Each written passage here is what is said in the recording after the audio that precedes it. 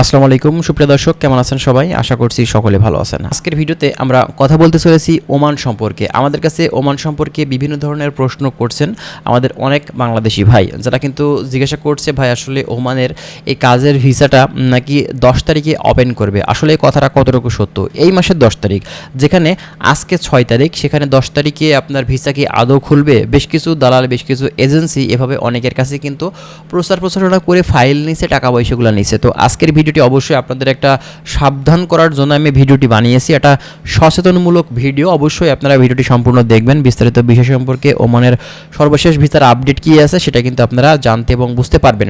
চলুন তাহলে কথা না বাড়িয়ে মূল ভিডিওটি আমরা শুরু করি।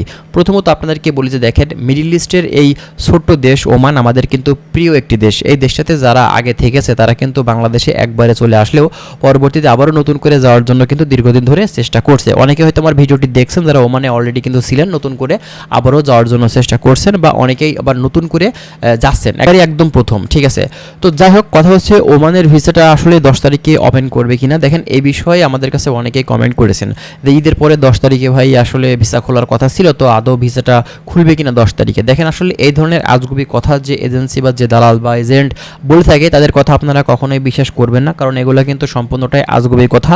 এগুলো শুনে আপনার যদি আপনার পাসপোর্ট, আপনার যদি ডকুমেন্টস, টাকা পয়সাগুলো দিয়ে থাকেন, সেক্ষেত্রে আপনি কিন্তু প্রতারিত হতে পারেন। কারণ আমরা জানি যে দেখেন, এখন পর্যন্ত অফিসিয়ালি কোনো ধরনের আপডেট কিন্তু ওমান থেকে দেয়নি। ওমান থেকে অফিসিয়াল আপডেট দিলে অবশ্যই আপনারা পত্র পত্রিকা, টিভি চ্যানেল সব জায়গাতে কিন্তু জানতে পারবেন। কিন্তু সমস্যা হচ্ছে অনেকেই আছেন যারা কিন্তু অফলাইনে বিভিন্ন দালাল এজেন্সির কাছে ফাইল দিয়ে থাকেন।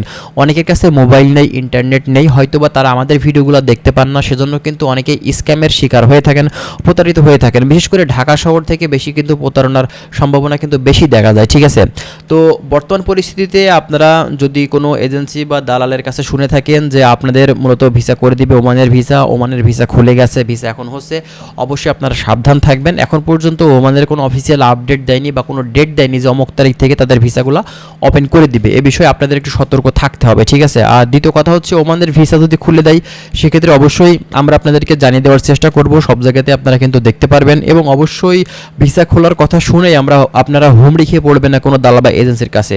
ভিসা খোলার কথা যখনই মানে সব জায়গাতে আপনি শুনতে পাবেন, কমপক্ষে 10-15 দিন আপনারা ওয়েট করবেন, 5-10টা এজেন্সি ঘুরবেন ফিরবেন, দেখবেন, তারপরে কিন্তু আপনার ফাইলটা আপনি জমা দিবেন। অন্যথায় হঠাৎ করে যে কোনো এজেন্সির কাছে আপনি যদি ফাইল দিয়ে দেন, সেক্ষেত্রে আপনাকে কিন্তু প্রতারণার ফাঁদে কিন্তু তারা ফেলতে পারে। বর্তমানে বাংলাদেশ থেকে বুঝতেই পারছেন প্রচুর পরিমাণে স্ক্যাম, প্রচুর পরিমাণে প্রতারণা, হ্যাঁ, এগুলো কিন্তু আমরা দেখতে পাচ্ছি বিভিন্ন এজেন্সির ক্ষেত্রে।